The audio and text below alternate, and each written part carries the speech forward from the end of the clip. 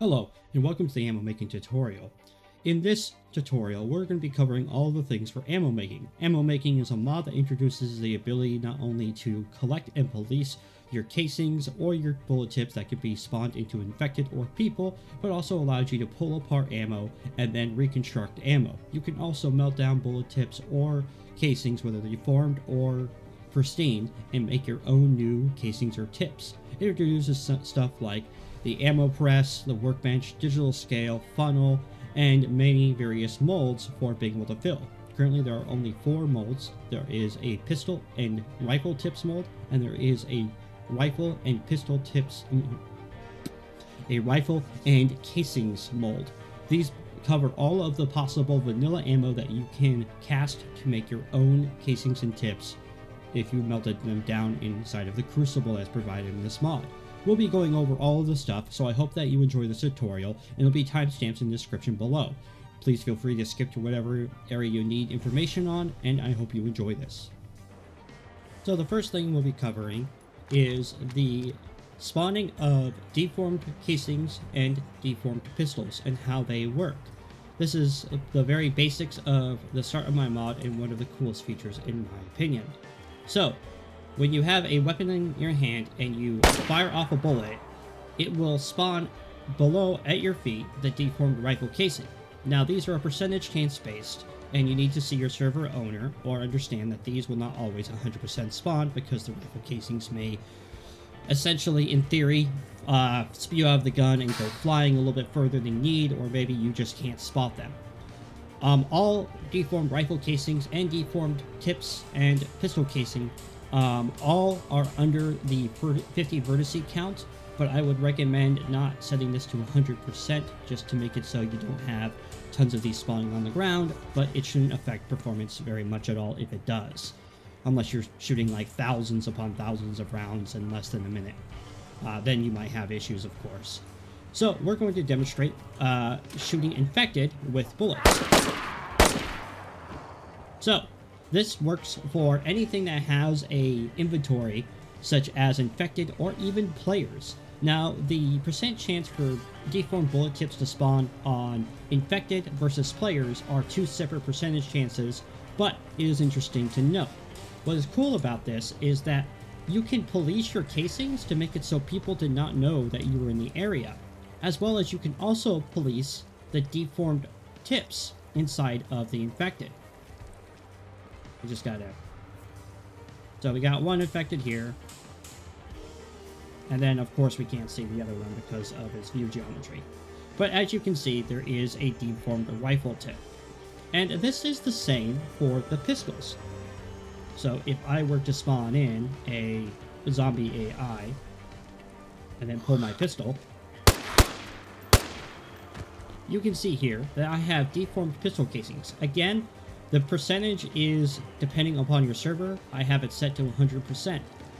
And inside of the infected are deformed pistol tips. It is important to note that this can be used to track players. If you're running through a village and you see that infected have deformed rifle or bullet tips in them, or you're finding rifle casings or pistol casings around, that might be a player nearby.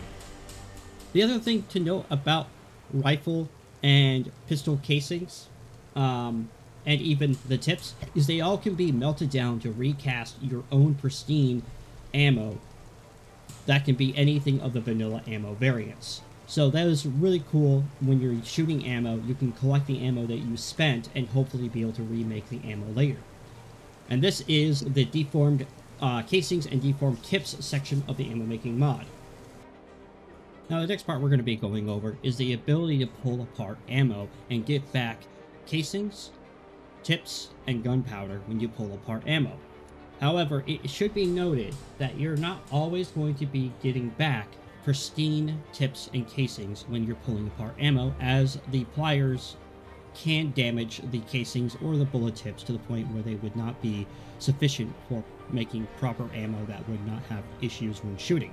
So, to be able to pull apart ammo, all you have to do is take a ammo stack, it could be any kind of variety, quantity, from 1 to the max stack of the ammo, and then you can pull it apart.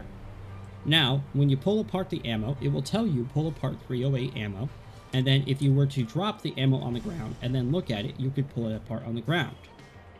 So, if we were to pull apart this 9x19 ammo, it'll take us a quick hot second to do so.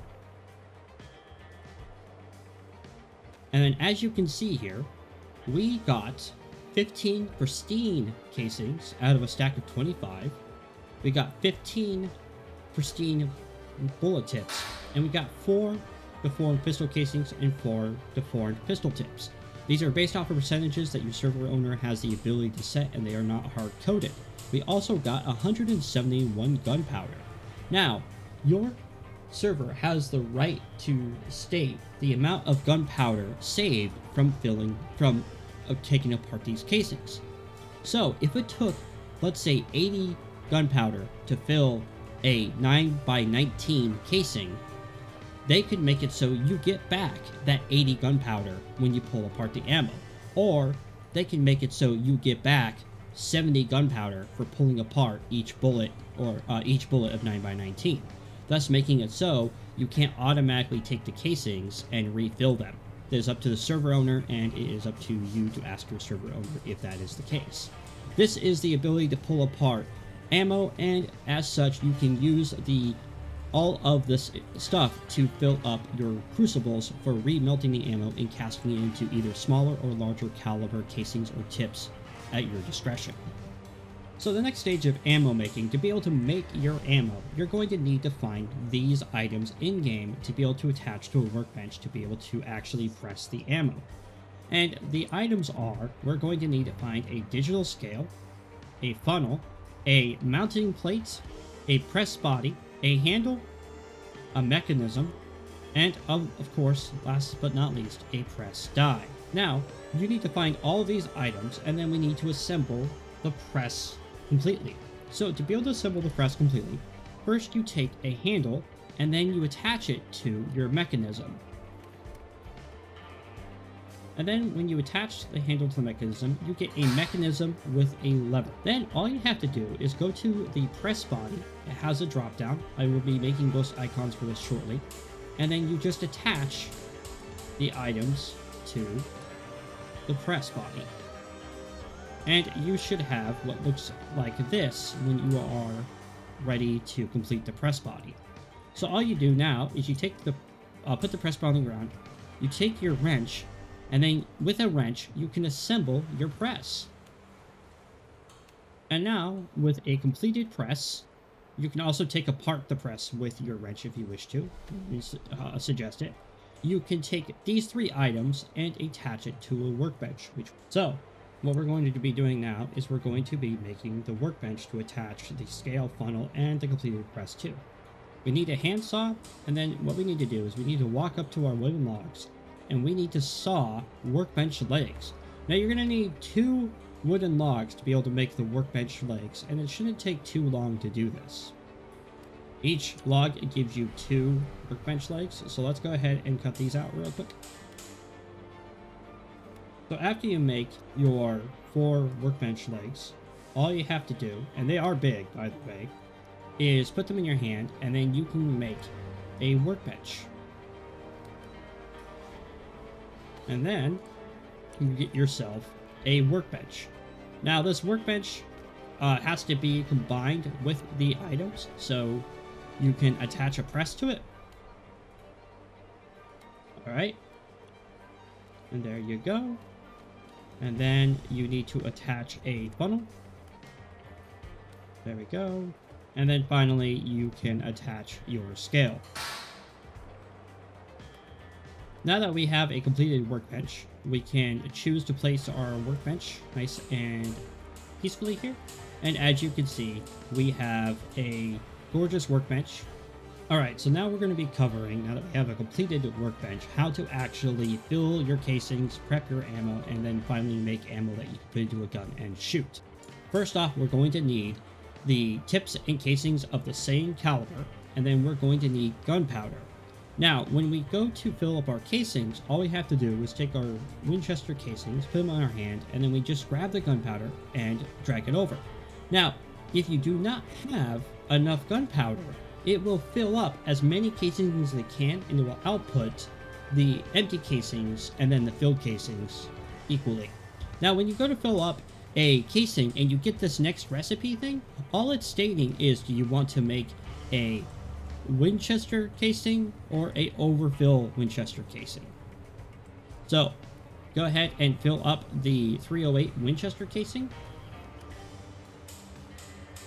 All right, and as you can see here, we still have 14 308 empty Winchester casings, and then over here we have filled 308 Winchester casings. So if you put them side by side, you can see that these ones are filled because it says filled, and these ones are just regular. And it even says in the descriptions, missing the tips. Now all we have to do is take the filled 308 Winchester casings, and then we can drag the 308 Winchester casing tips. This will only make the enough prepped ammo from the tips we have and the filled casings we have. So it will output the prepped 308 Winchester casings, it will consume the filled ones, and it will output the remaining tips for us. So we can continue to make more of this. So now that we have 6 Winchester rounds to make, let's go ahead and put this onto our hand and go over to our bench, and now we can make our Winchester 308 thing. In an upcoming update, I will be changing this into a GUI attachment system, but for now, this is how you create your ammo. And voila, we now have 6 rounds of .308 Winchester rounds that can be put into a rifle. How cool is that?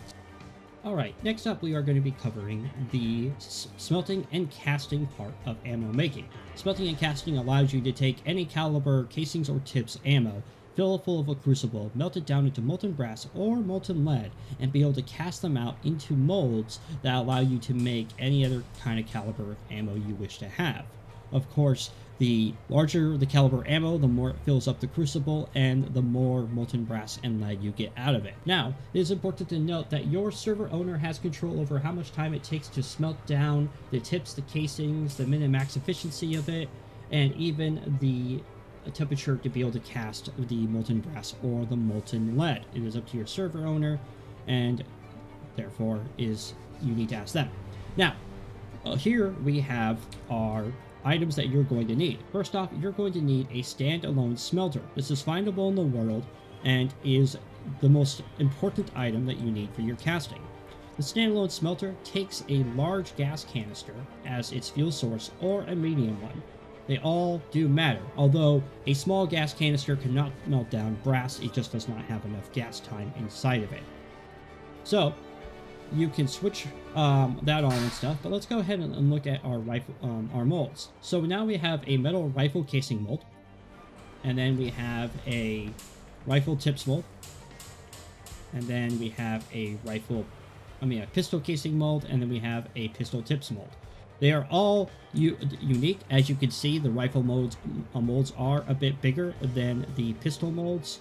As you can see, these molds allow you to cast any calibration of ammo that you wish to have, and they are definitely able to take damage when you do cast. So they will not last forever, but they will last substantially. To be able to melt down your casings and tips, you do need a crucible that does attach to the standalone smelter. Now, if you take into your hands your tips, you can put the tips in the crucible, and it doesn't matter what kind of tips it is, you can put the tips in the crucible. The same with casings. It doesn't matter what kind of casings it is, unless it's filled, of course. If you have filled casings, it won't work, but if you have empty casings, you can put it in there, and that is a safety mechanism so you don't accidentally waste your gunpowder. So if we were to take our tips and combine it with our crucible, we will get a tips filled crucible, and you can see that we already have a percentage already in it. And that actually takes into a calculation of how many tips I combined with the crucible. So you can combine anywhere between 1 all the way to a max stack, and it will give you a percentage based off of how much you did and based on the caliber.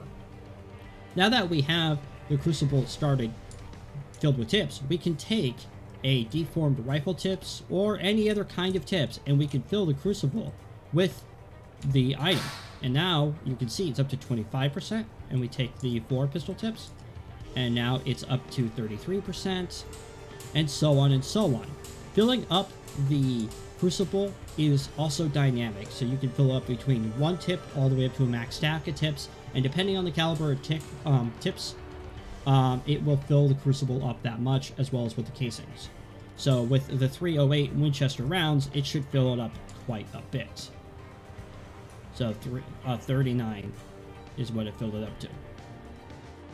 Alright, so then once you get that done, all you do is you go over here, you switch on your standalone smelter, and then you attach your crucible and your tips, and then you just let it melt. Now the crucible, when it is smelting, even if it does change texture like you saw it did there, it will be locked until it actually transpires the amount of time set by your server owner. For tips, the time is 2 minutes to smelt this down.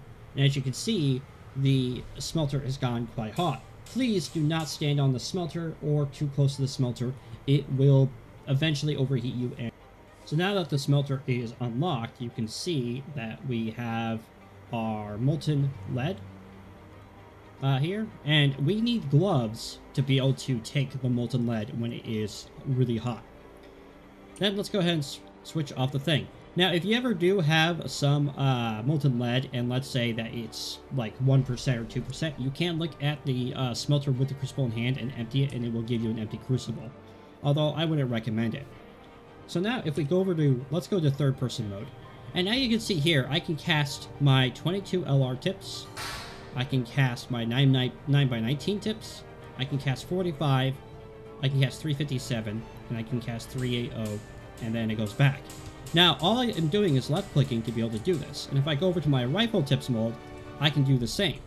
Now, if you do not have enough molten molten lead, or it is not hot enough, it will actually say, instead of switch from, it will say switch from not enough brass or not hot enough. If it says not enough brass, that just molten lead, my bad, it just means that you don't have enough molten lead to cast that kind of ammo, and thence won't allow you to cast it at all. Where in this situation, I can cast any kind of ammo I want because, well, I have enough molten lead. So there we go. I can't cast 762 by 54, so it says switch from not enough brass. So because I don't have enough for 762 by 54, I can't cast it. And that is how you know if you can't. Now, once you cast it, your guy will pour it in, and it will keep going. And once you finish casting it, it will remove molten lead from the thing, or molten brass. And you can see it took a lot. I had 39%, and now I'm down to 11%. And if I open up, I now have 20 545 by 39 tips. And this is the same with the casing molds as well with molten brass. And now, as you can see, I don't have enough molten, it should say molten lead, but you get the picture here. And then on here, I can keep switching between all this until I get something.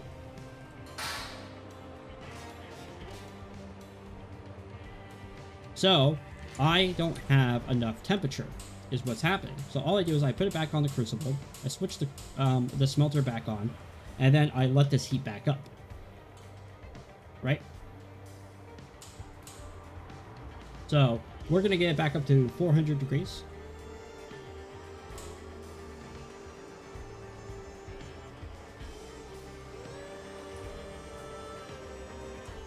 Alright, and then we can go over here, and we can look at this. And we still don't have enough molten lead. Alright, next up, what we're talking about in ammo making is the configs that come with ammo making. Now, if you were to want a full explanation of everything that goes on and be able to read it yourself, all you have to do is go to my mod folder, go inside of it, and then inside of the folder called configs, you will see a thing called config explanations.txt. Inside of there, in text format, it explains what everything does, but we're going to go over it right here. We're going to go over stuff here, but not the explanations because that would be long. First off, you have your spent ammo JSON. Spent ammo JSON, all it does is the config version is my way of being able to update the config when I do future editions, if I do. The casing percentage chance is the percentage chance for casings to spawn whenever somebody fires a weapon, whether that be a rifle or a pistol. This is the percentage chance for that casing to spawn. The next one is tips percentage chance for infected. This is the percentage chance that tips will spawn in an infected. This is important to note that if you have this below 100%, that means that whatever percentage is missing from the percentage you set to 100% is a percentage that it won't spawn, and the same with a player. It's very, very self-explanatory, and they can cause the ability for players to track other players to police their casings, melt down the deformed tips or casings, and so on and so on. It's a pretty cool thing. But you have control as a server owner. Next config we have is the deconstruct and build ammo JSON. This one has another one called safe mode. Safe mode allows you to not break this config by changing the settings above 100%.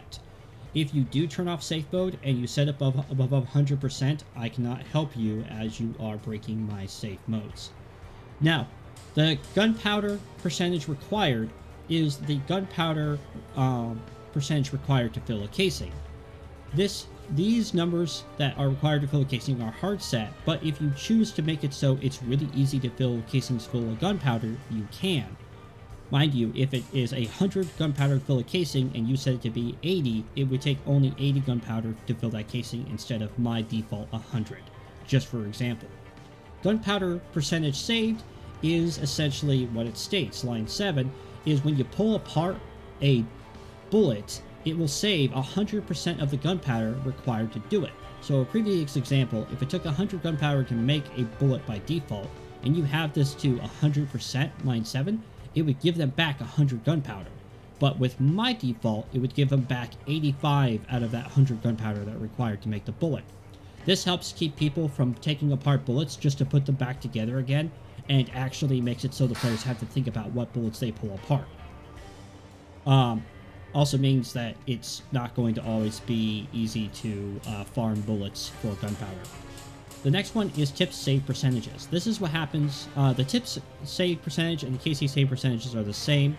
When you pull apart a bullet, this is the percentage of the tips and casings that will be returned to the player in pristine condition. The ones that aren't in pristine condition will be the deformed rifle or deformed pistol variants of it. And then finally, damage to pliers per bullet is how much damage is given to the pliers per bullet pulled apart. The pliers' health is 100, so this is like they can pull apart. Actually, the plier health is way higher than that, but this is your control over that situation. Moving on to the smelting and casting JSON. Obviously, the spacers are just me telling you what you do, not necessarily anything important. What's important is line 5 through 10 and lines 13 and 14. Line 5 is the time to smelt tips is the amount of time in seconds to smelt down a crucible full of tips, and 6 is the corresponding same, except for that is the casings to molten brass.